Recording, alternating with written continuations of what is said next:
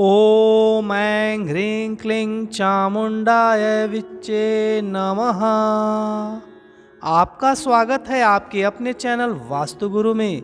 वास्तु गुरु channel आपकी श्रद्धा को ध्यान में रखते हुए समस्त 51 शक्तिपीठ के बारे में आपको बताने जा रहा है। इसके क्रमशः 51 एपिसोड होंगे और प्रत्येक एपिसोड में एक शक्तिपीठ की संपूर्ण जानकारी आपको दी जाएगी। जैसा कि देवी पुराण अथवा महाभागवत में कहा गया है, माँ शक्ति का ध्यान करते हुए आप समस्त 51 शक्तिपीठों के बारे में सुने और जानें। इससे पहले हमारे चैनल को सब्सक्राइब, लाइक और शेयर करें एवं बेल आइकन जरूर दबाइए, जिससे आने वाले एपिसोड की पहली सूचना आपको मिल सके। यदि आप वास्तुशास्त्र से संबंधित किसी भी प्रकार की शंका का समाधान करना चाहते हैं तो स्क्रीन पर दिए गए नंबर पर व्हाट्सएप कर सकते हैं। आइए सर्वप्रथम जानते हैं कि शक्तिपीठ के बारे में देवी पुराण में कौन सा श्लोक कहा गया है। पीठानि चैक पंचाशद भवन मुनि पुंगव अंग प्रत्यंग पातेन छाया सत्या महीतले। शक्तिपीठों की इस उद्भव कथा का वर्णन कहीं कहीं संक्षेप में और कहीं विस्तार से विभिन्न पुराणों एवं शाक्त शैव ग्रंथों में पाया जाता है। इनकी संख्या भी भिन्न भिन्न बताई गई है। जैसे तंत्र चूड़ामणि में शक्तिपीठों की संख्या 52 बताई गई है, देवी भागवत में 108 और देवी गीता में 72। कुछ अन्य ग्रंथों में भी पीठों की संख्या भिन्न भिन्न पाई जाती है, किंतु देवी पुराण महाभागवत में शक्तिपीठों की संख्या 51 बताई गई है। अब आइए जानते हैं कि शक्तिपीठ का निर्माण कैसे हुआ।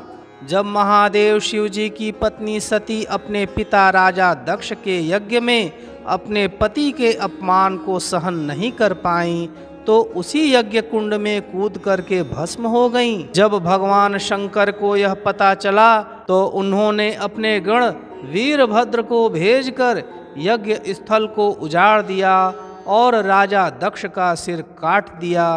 बाद में शिव जी अपनी पत्नी सती के जले हुए शव को लेकर विलाप करते हुए सभी ओर घूमते रहे। उनका मोह भंग करने के लिए भगवान विष्णु जी ने सुदर्शन चक्र चलाया। जहाँ जहाँ माता के अंग और आभूषण गिरे वहाँ वहाँ शक्तिपीठ निर्मित हो गए। इन सभी 51 स्थानों पर जगदम्बा भवानी के विभिन्न रूपों की उपासना की जाती है। जनमानस में परंपरागत रूप से इन सभी शक्तिपीठों का बड़ा महत्व है।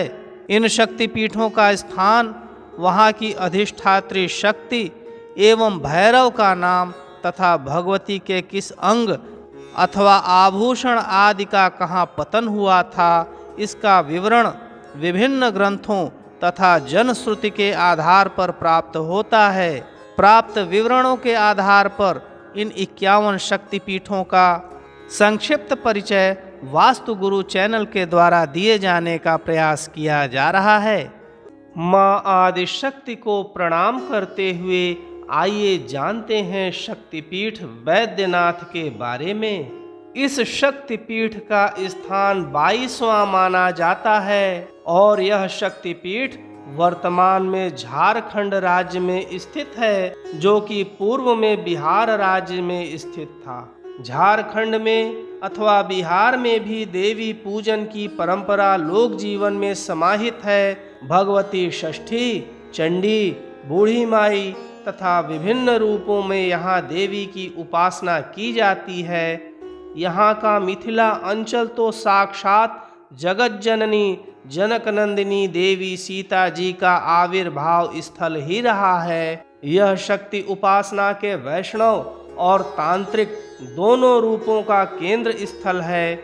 इस प्रदेश में देवी देह के अंगों से निर्मित 3 शक्तिपीठ हैं, जिनमें से एक है वैद्यनाथ शक्तिपीठ।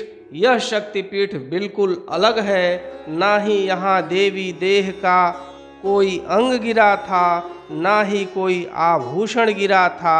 फिर जानते हैं कि यह शक्तिपीठ क्यों प्रसिद्ध है। वैद्यनाथ धाम शिव और शक्ति के ऐक्य का प्रतीक है। यहाँ शिव और शक्ति के दर्शन एक साथ होते हैं, क्योंकि श्री रावणेश्वर वैद्यनाथ धाम 12 ज्योतिर्लिंगों में से एक है और इसी के ठीक सामने यह शक्तिपीठ स्थित है। वर्तमान में यह शक्तिपीठ झारखंड राज्य के देवघर जिले में स्थित है। यहाँ जाने के लिए रेलवे स्टेशन जसीडीह है और तमाम सुविधाएं आपको इस नगर में मिल जाएंगी। जसीडीह अर्थात देवघर नगर अद्भुत है। यहाँ 12 ज्योतिर्लिंगों में से एक ज्योतिर्लिंग तथा 51 शक्तिपीठों में से एक शक्तिपीठ दोनों स्थित है। इस स्थान को चिता भूमि कहा जाता है। यह स्थान चिता भूमि में है। एक मान्यता के अनुसार शिव ने देवी देह का यहीं दाह संस्कार किया था, इसीलिए यह भूमि चिता भूमि कही जाती है।